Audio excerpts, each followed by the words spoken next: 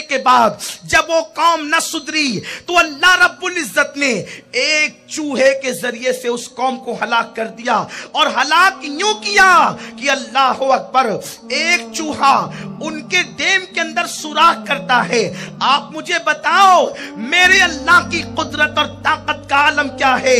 चूहा पत्थर को काट नहीं सकता, लेकिन अल्लाह रब्बुल इज्जत ने एक चूहे को जब चुन लिया तो अल्लाह ने उसके अंदर ये ताकत अता कर दी, उसके पैरों और उसके दांतों में, कि उसने पहाड़ को काटना शुरू किया और छोटा सा सुराख जो है उनके डेम के अंदर बन गया। और वो सुराख से जब पानी गुजरने लगा तो डेम का सुराख बढ़ते बढ़ते बहुत बड़ा, और उसके बाद जब सैलाब आया तो वो कौम को हलाक कर दिया गया, उस कौम को तबाह कर दिया गया, उस कौम को बर्बाद कर दिया गया। मेरे प्यारे आका सल्लल्लाहु अलैहि वसल्लम के दीवानों, इस तरह की बेशुमार कौमें हमसे पहले जमीन पे आबाद हुई। अल्लाह अकबर, इसी जमीन के ऊपर एक मालदार था जिसका नाम कारून था। ये जनाब मूसा अलैहिस्सलाम के सगे चचा का बेटा था, हजरत मूसा अलैहिस्सलाम का चचाजाद भाई था। ये इतना अखलाकमंद इंसान था कि इसके अखलाक के चर्चे बनी इसराइल के अंदर बहुत बजा करते थे, इसके डंके बजते थे बनी इसराइल में। ये तौरेत का बहुत बड़ा आलिम था। हजरत मूसा अलैहिस्सलाम जब भी तौरेत को सुनना चाहते तो कारून से कहते, ओ कारून जरा तू तौरेत पढ़। अल्लाह का नबी तौरेत कारून से पढ़ा करके सुना करते थे। कारून को कहते थे तुझे तौरेत पढ़ना है। वो अखलाकमंद भी था, वो आलिम भी था, वो तौरेत का बेहतरीन कारी भी था, उसकी आवाज में बला का जादू था। आप गौर फरमाएं, जब जनाब मूसा जैसा पैगंबर तौरेत अल्लाह की किताब कारून से सुनना पसंद करते हो तो हाल क्या होगा उसका। लेकिन जब अल्लाह ने उसको मालो दौलत से नवाजा तो कारून की तबीयत बदलना शुरू हुई, हजरत मूसा अलैहिस्सलाम से दूर होना शुरू हुआ। और फिर एक वक्त वो आया कि जब उसके पास अल्लाह रब्बुल इज्जत ने दौलत की इतनी फरावानी अता की। कुरान कहता है कि अल्लाह ने उसको इतनी दौलत दी थी कि उसकी तिजोरी की चाबियां एक बहुत बड़ी जमात इंसानों की उठाया करती थी। और मुफस्सिरीन फरमाते थे कारून के खजाने की चाबियां 70 ऊंट पर लाद करके लाई और ले जाई जाती थी। जरा गौर करें, चाबियों का ये आलम है तो तिजोरियों का आलम क्या होगा। और तिजोरियां इतनी ज्यादा थी तो माल का आलम क्या होगा। लेकिन अल्लाह रब्बुल इज्जत ने जिस वक्त ज़कात के अहकाम नाजिल फरमाए और कारून को भी ये बात पहुंची, अल्लाह के पैगंबर ने फरमाया कि ज़कात तुम पर फर्ज है। उस वक्त लोगों ने, जो खुशनसीब लोग थे, वो अल्लाह रब्बुल इज्जत के हुक्म पर सरे तस्लीम खम कर लेते हैं। कारून ने कहा ठीक है, मैं भी अपनी दौलत में से हजारवां हिस्सा जो है वो ज़कात के तौर पर अदा कर दूंगा। लेकिन जब ये बात सामने आई, कारून हिसाब करने के लिए घर पहुंचा और जब उसने हिसाब किया, हिसाब करने के बाद जब उसकी आंखें फट गई, इतनी बड़ी दौलत मुझे अल्लाह की राह में खर्च करनी होगी। उसने एक हीला निकाला कि किसी तरह से ज़कात देने से बचा जाए और उसका तरीका ये होगा कि हजरत मूसा के किरदार को डैमेज किया जाए, हजरत मूसा पर एतराज़ात किए जाए। उसने क्या किया, रातों रात जाकर के एक औरत को पैसे पर फुसलाया और कहा जब मूसा अपनी कौम में खिताब करेंगे तो उस वक्त तुझे हजरत मूसा पर जिना का इल्जाम लगाना होगा। औरत को पैसे मिल गए, औरत इसके लिए तैयार हो गई। और उसके बाद जब सुबह हुई, जनाब मूसा कौम में तशरीफ लाए। कौम में तशरीफ लाने के बाद आपने इरशाद फरमाया लोगो अल्लाह से डरो। और जब आपने कौम के दरमियान बात फरमाया, कारून खड़े होकर के सवाल करता है, ए अल्लाह के नबी एक सवाल का जवाब दे। हजरत मूसा अलैहिस्सलाम ने पूछा क्या है। कहा अगर कोई ज़िना करे उसकी सजा क्या है। जनाब मूसा अलैहिस्सलाम ने फरमाया अगर गैर शादीशुदा है तो उसको कोड़े लगाए जाएं और अगर शादीशुदा है तो उसको संसार किया जाए। उस वक्त उसने पूछा ये सजा अवाम के लिए है या आपके लिए भी है। अल्लाह के पैगंबर ने फरमाया मैं भी अल्लाह का बंदा हूं। अल्लाह अकबर, जो गुनाह करेगा उसको यही सजा मिलेगी। हालांकि नबी मासूम होता है, नबी गुनाह नहीं कर सकता, तसव्वुरे गुनाह भी नबी के करीब से गुजर करके नहीं जा सकता। लेकिन उसने चूंकि सवाल किया था, अल्लाह के नबी के जवाब देने का अंदाज ये था, उसने उस औरत को इशारा किया, ये क्या कहती है? औरत खड़ी हुई, उसने कहा कि देखो ये औरत के साथ आपने ज़िना किया है। हजरत मूसा अलैहिस्सलाम ने कहा, अस्तगफिरुल्लाह, ये क्या बात करते हो? उस वक्त उसने कहा, मूसा ये औरत कहने के लिए तैयार है। हजरत मूसा ने कहा, ए औरत ये बता, उस अल्लाह की कसम खाकर बता जिसने तुम्हारी नजरों के सामने फिरौन को गर्क किया, जिसने तौरात को मुझ पे नाजिल किया, उस रब की कसम खा करके बता, उस अल्लाह की कसम खा करके बता, उस रब की कसम जिसने तूर को तुम पर ऊंचा किया और उससे निजात अता फरमाई, उस रब की कसम खा के बता जिसने दरिया में तुम्हारे लिए रास्ते पैदा किए। जनाबे मूसा का रोब का आलम ये था, जब आप जलाल में आते तो आपके कपड़ों के अंदर से आपके बाल बाहर निकलते और आपके अमामे से शोले उठते हुए नजर आते। नबियों में सबसे जलाली पैगंबर जनाबे मूसा अलैहिस्सलाम थे, लेकिन कौम ऐसी थी कि हजरत मूसा पर इतना बदतरीन इल्जाम सिर्फ दौलत की वजह से लगाया। जनाबे मूसा अलैहिस्सलाम के जलाल को और पैगंबराना मासूमियत के तकद्दुस को देखकर वो औरत पानी पानी हो गई, नजरें झुक गई और उसके बाद उसने कहा, ए अल्लाह के नबी, आप पाक दामन है। कारून ने मुझे दौलत के लालच में इल्जाम लगाने के लिए तैयार किया। जनाबे मूसा फौरन सजदे में चले गए, अल्लाह का शुक्र अदा किया, अल्लाह तेरा शुक्र है कि तूने मुझे इल्जाम से बरी कर दिया। और उसके बाद अर्ज की, मौला जो मुझ पर जिना का इल्जाम लगाएंगे फिर भी वो कौम रहेगी। अल्लाह ने फरमाया, मूसा तुम खुद तजवीज करो इसकी सजा क्या है। नबी तजवीज करेगा इसकी सजा क्या है। हजरत मूसा ने फरमाया, इसे जमीन में धसा दिया जाए। फिर हजरत मूसा ने ऐलान किया, जो कारून के साथ है वो उठ करके चला जाए, जो मेरे साथ है वो मेरी तरफ आ जाए। दो बदनसीबों के अलावा सब हजरत मूसा के साथ रहे। हजरत मूसा ने कहा, ए जमीन इसको धसा अपने अंदर। जब वो कमर तक धसा तो रोने लगा, रिश्तेदारी की दुहाई देने लगा। जो दो लोग खड़े थे वो कहने लगे, अच्छा मूसा, कारून की दौलत को अपने कब्जे में करने का बहुत अच्छा बहाना आपने तलाश किया कि आप इसको जमीन में धसा कर आप इसकी दौलत पे कब्जा करेंगे।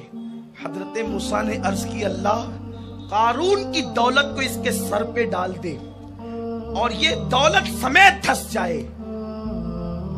जिस वक्त मेरे आका अलैहिस्सलाम फरमा रहे थे, हुजूर ने फरमाया, आज तक कारून धस रहा है। चूंकि आका ने फरमाया आज तक धस रहा है, तो हम आज कहते हैं हमारा ईमान है, आज तक वो धस रहा है और क़यामत तक वो धसता रहेगा। मुझे बताओ, किसी कौम की तबाही में जराइम का कितना बड़ा रोल होता है। जब तक के कोई कौम अल्लाह की नाफरमानी नहीं करती, अल्लाह उस कौम को हलाकत की तरफ नहीं डालता। मेरा रब फरमाते, अल्लाह क्या करेगा तुम्हें अजाब देकर अगर तुम अल्लाह के शुक्र वाले बंदे बनो। अजाब किसी को सजा क्यों दी जाती है?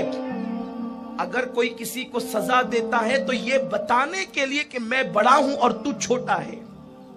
जब उसकी बड़ाई का सभी इकरार कर रहे हैं तो उसे ये बताने की जरूरत क्या है कि वो बड़ा है। हर वक्त तो लोग उसे अल्लाह अकबर कह रहे हैं। ये समुंदर से उठती हुई मौजें उसकी तकबीर का सबूत दे रही है। ये आसमानों की बुलंदी उसकी बड़ाई का सबूत दे रही है। ये रोजाना निकलता हुआ सूरज उसकी किबरियाई का सबूत दे रहा है। सूरज रोजाना बताता है कि मशरिक से निकलता हूं, फिर अल्लाह मुझे हुकूमत देता है और शाम होते होते वो मेरी हुकूमत को छीन लेता है। वो कौन है जो रोजाना सितारों की अंजुमन को सजाता है اور صبح ہوتے ہوتے ستاروں کا نور چھین لیتا ہے.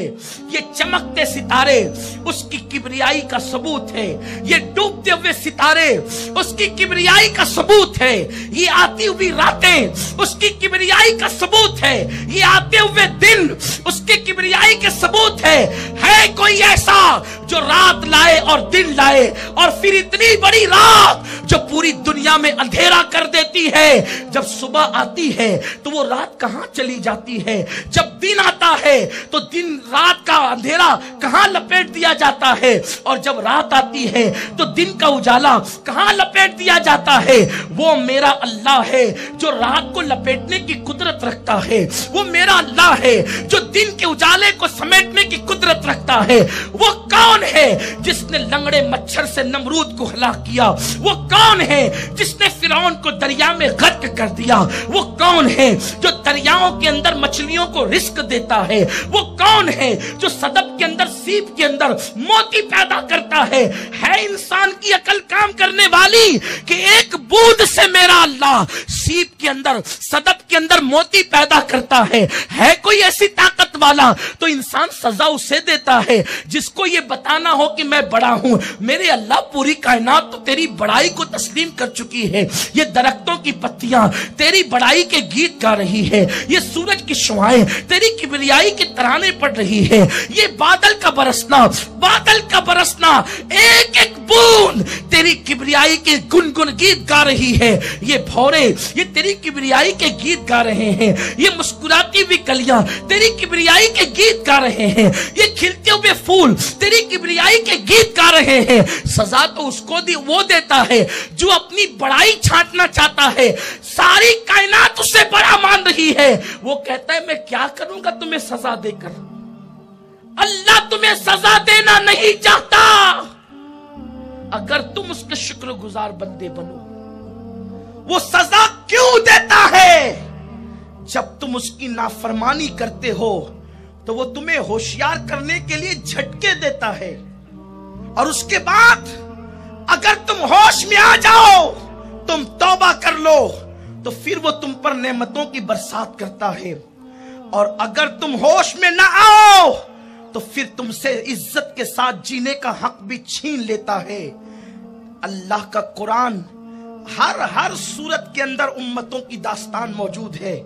لیکن یہاں مجھے صرف اتنا عرض کرنا ہے، وقت کی قلت بھی ہمارے درمیان ہے، ورنہ ہم جائزہ لیتے پورے قرآن مقدس کے اکثر قصص کا اور آپ کے سامنے پیش کرتے. آپ مجھے بتاؤ، اس وقت تو پوری دنیا کا انسان پریشان ہے، بادشاہوں سے لے کر رعایا تک، امیروں سے لے کر غریب تک. اس وقت تو پوری دنیا کے اندر اکثریت دو طبقوں میں قوم بٹ چکی ہے. ایک کے ہاتھ میں چھری یا ہتھیار ہے اور دوسرے کی جان جا رہی ہے. یا مرنے والے یا مارنے والے دو طبقے بن چکے ہیں. ملک شام ایسے تباہ ہو رہا ہے جیسے بکریوں کو ذبح کیا جاتا ہے، ویسے شامیوں کے گلے پر چھری چل رہی ہے. وہ یمن مبارک جس کے لیے رسول اللہ نے دعا کی تھی، اللہم بارک لنا فی یمننا، اللہ ہمارے یمن میں برکت عطا فرما. اس یمن کی سرزمین کی اینٹ سے اینٹ بج رہی ہے. وہ بغداد جس کو صدیوں سے عروس البلاد کہا جاتا تھا، وہ بغداد مقدس کی سرزمین خون سے رنگین ہو رہی ہے. دنیا کے حالات یہ ہے کہ اللہ اکبر، کہیں جانے تلف ہو رہی ہے تلواروں سے، کئی بم دھماکوں سے. افریقہ کی سرزمین پر بھوک کی وجہ سے معصوم بچے دم توڑ رہے ہیں. بیت المقدس کی سرزمین پر مسلم بچیوں کی آبرو سرے بازار لوٹی جا رہی ہے. اے امت محمدیہ، یہ مصیبت کے بادل ہمارے سروں پہ کیوں منڈلا رہے ہیں؟ رب تبارک و تعالیٰ نے اعلان کیا، فَاعْتَبِرُوا يَا أُولِي الْأَبْصَارِ. اور اس وقت تو معاشیات کے ماہرین کہہ چکے 2016 ایک ایسا مندی کا سال ہوگا کہ اب حالات پلٹتے ہوئے نظر نہیں آتے. 2017 تک کے मार्केट दुरुस्त नहीं हो सकता। ये पेशिन गोइयां हो चुकी। हालांकि ऐसी किसी पेशिन गोई पर हम अकीदा नहीं रखते, लेकिन उनके कहने के मुताबिक पूरी दुनिया के माशी हालात 2016 में बद से बदतरीन होंगे।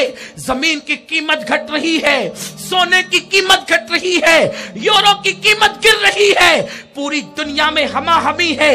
लोग चंदा देने के लिए आगे पीछे हो रहे हैं, लोग शादियों की तारीख पकड़ने में आगे पीछे हो रहे हैं। ये क्यों है? याद रखो, मेरे अल्लाह ने तुम पर दौलत के दरवाजे खोल दिए, मेरे रब ने तुम पर दौलत के दरवाजे खोल दिए थे। अब ये भी कह सकता हूं कि कारून जिस खजाने पे इतराता था, उसकी चाबियां 70 ऊंटों पे लादी जाती थी। हमारा एक इंसान, इस उम्मते मोहम्मदिया का एक इंसान, चाहे वो उम्मते दावत से ताल्लुक रखता हो, चाहे उम्मते इजाबत से ताल्लुक रखता हो, वो अपने एटीएम में कारून से ज्यादा